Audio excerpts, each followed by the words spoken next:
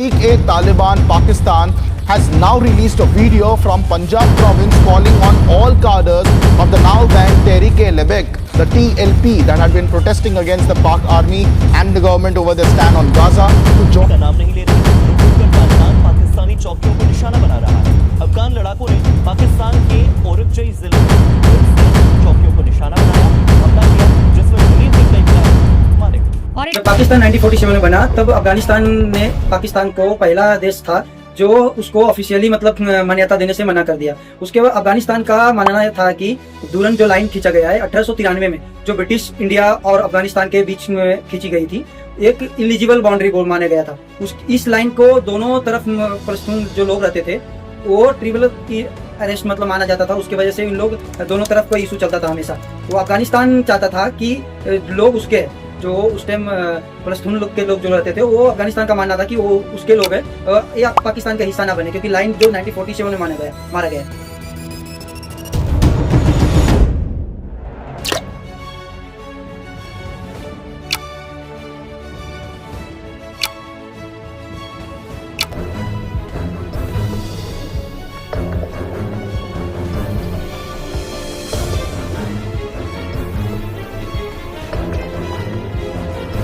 इस इशू ये था ना कि इस दोनों तरफ लाइन के ना दोनों तरफ लोग पश्तून लोग रहते थे। इसकी वजह से अफगानिस्तान सोचता था कि जो पश्तून के लोग हैं वो हमारे भाई है, हमारे साथ रहे।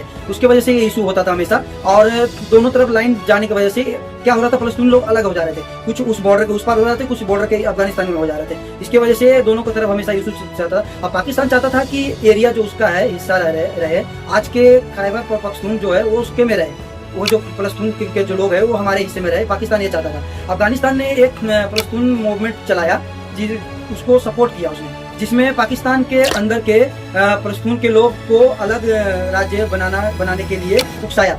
1955 में क्या हुआ, 1955-1961 के बीच में बॉर्डर मिलिट्री केसेस को लेकर के हमेशा दोनों के बीच में इशू हुआ। और दोनों देशों के एक दूसरे के मतलब अपने अपने झगड़े को लेकर के हमेशा आगे बढ़ते रहे। और वो हमेशा रिलीजन को लेकर के बहुत खराब हो गए उन लोग एकदम।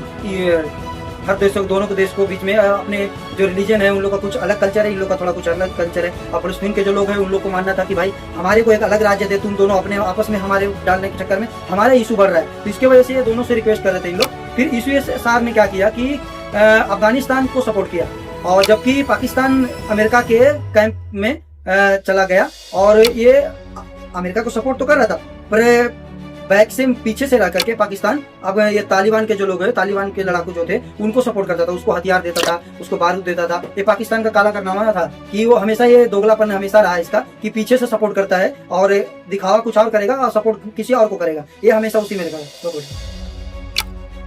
फिर 1973 में अफगानिस्तान के किंग जाहिर शाह को हटा करके दाऊद खान ने रिपब्लिक बनाया।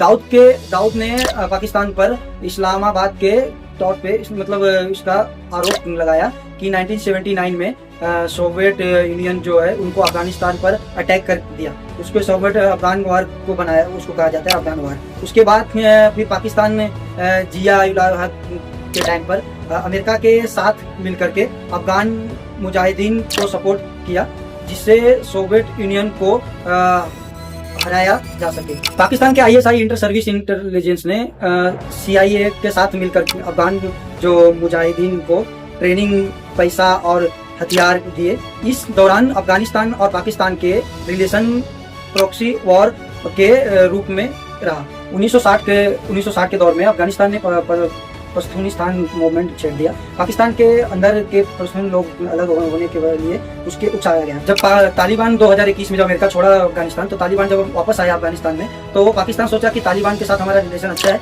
उसके लड़ाकू जो थे उसके साथ हमारा रिलेशन अच्छा है, तो अब हमारा कुछ पाकिस्तान में कब्जा और हमारा सब चलने लगे। तो उसके वजह से फिर पाकिस्तान क्या सोचा, उसके मन में लालच आया। अब वो उल्टा पड़ गया।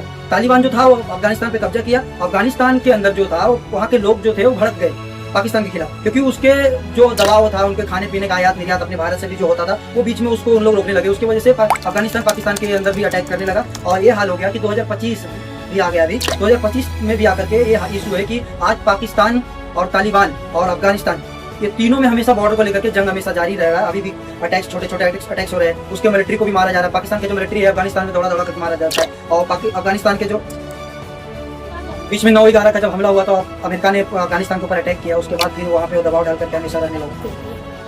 बीच में जब 9/11 का हमला हुआ तो अमेरिका उसको दबाव डाल के अफगानिस्तान में रहने लगा, तो अपने मिलिट्री कैंप बनाया। उसके बाद फिर जब अटैक कर करके अपने जो बदला था उसको पूरा कर लिया, और उसके वजह से इसमें भी देखा जाए तो हाथ लमसम पाकिस्तान का ही था। अफगानिस्तान का वहाँ के जो लोग नागरिक है वो हमेशा ये चाहते हैं कि जो पाकिस्तान का जो बॉर्डर का इशू है बलूचिस्तान वाला वो हमारा क्लियर हो जाए, और जो हमारे एरिया का जो लोग है वो बलूचिस्तान वाला हमारे लोग हमारे पास रहे। और जो पाकिस्तान है ये हमेशा कुछ न कुछ बॉर्डर पे छोटे छोटे अटैक्स करते रहता है, जैसा इंडिया के साथ हमेशा हमारे को छेड़ते रहता है, उसी तरह से पाकिस्तान हमेशा उसको भी छेड़ते रहता है। इस वजह से इशू को वजह होने की वजह से लोग वहाँ के जो नागरिक है वो भी परेशान है। 2025 हो आ गया, आज भी ये अभी देखिए आप न्यूज में कितने सुने होंगे कि कुछ ना कुछ अटैक्स कर ही रहा है पाकिस्तान। जब पहला अटैक्स पाकिस्तान ही करता है, बीच में देखिए अभी तीन क्रिकेटर मार दिया उसने, जो अफगानिस्तान के क्रिकेटर थे, तो आम नागरिक जो है उनको ऊपर अटैक्स किया जा रहा है। ये ना कि मिलिट्री ना कि हथियार के ऊपर, कि ये हमेशा ताकत को सिर्फ नहीं है, पूरे विश्व में पाकिस्तान एक जो नागरिक है, आम जनता जो जीने वाले हैं उनके ऊपर लिए भी बाहर एक काल है। ये अफगानिस्तान के तीन मिलिट्री कैंप पे भी अटैक किया, 3 जो उसमें नागरिक में आ रहे थे, जो उसमें उनका ये थे